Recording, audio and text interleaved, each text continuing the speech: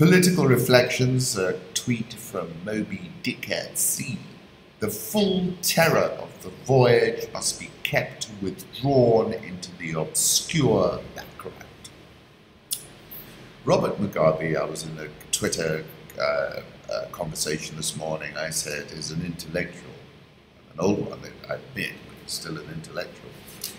And that this negotiation between him and various interlocutors could take an eternity. His interlocutors will need their intellectual wit and some.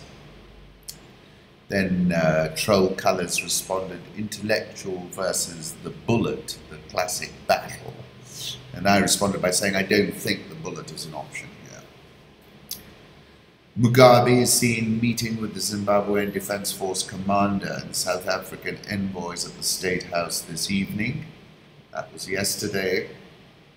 He is apparently resisting army pressure to quit, insisting he remains Zimbabwe's only legitimate ruler, an intelligence source said on Thursday, and is resisting mediation by a Catholic priest to allow the 93-year-old former guerrilla a graceful exit after a military coup.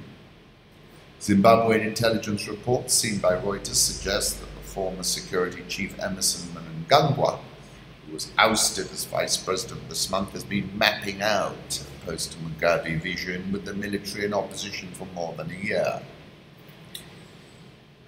Tsvangirai is quoted in the Daily Maverick, if we're approached, we'll participate. So clearly the direction of travel is to a government of national unity, which allows Mnangagwa, who would not win an election outright, I can't help feeling, to remain in the cockpit and maybe manage the next couple of years better and to ZANU-PF's advantage.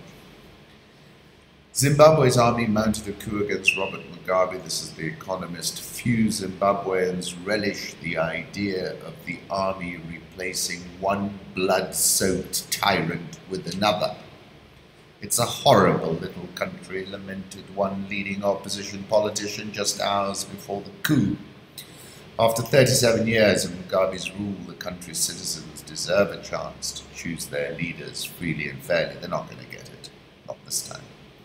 A strongman nicknamed Crocodile is poised to replace Mugabe. This is the New York Times.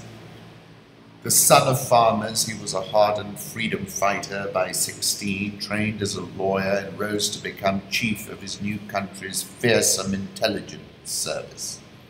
Known as the Crocodile, he once explained the nickname by saying it strikes at the appropriate time. Indeed, crocodiles do just that. His ruthlessness is legion, says Peter Fabricius, a South African journalist.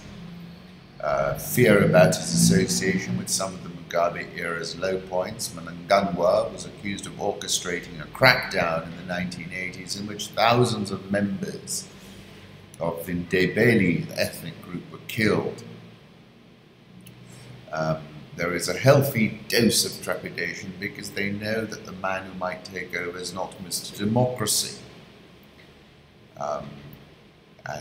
While in charge of the Central Intelligence Organization in the mid-80s, Mnangagwa was accused of orchestrating a brutal campaign known as the Guku Rahundi, the early rain that washes away the chaff before the spring rain, which thousands political opponents and civilians from Joshua Nkomo's tribe were killed, a claim that he has denied. A crocodile patiently waits for his target, pretending to be a rock, he said. At times you think he doesn't react or doesn't have any solution to what is happening. He doesn't show irritation until the optimal moment, and then he strikes, and when he does, he doesn't miss his target. So, graffiti in Harare on Wednesday evening read, "We want Garwe," which means crocodile, a reference to Mnangagwa's nickname. Take a look at these charts from Bloomberg, of which there are several about the Zimbabwean economy. It's very interesting. The stock market, you will see, it's absolutely lifted off as people went for a flight to quality. Same thing happened in Venezuela. Look at the size of the economy, which has fallen to the 20th biggest in sub-Saharan Africa from 10th when Mugabe came into power almost 4 years ago. Big selection, very interesting to take a look.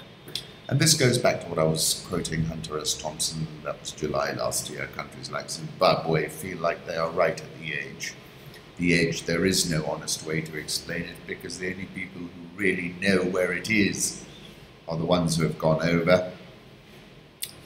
Let's move on now. So it's a fluid situation. I think medium term seriously bullish, difficult to navigate them now. You've got an overvalued stock market, you've got the currency, hyperinflation in front of you, but it's well worth looking at now because it will surely open up. Mugabe, I think, will exit, but under his terms, kind of, and it's going to be a pretty graceful one, nothing like Gaddafi's.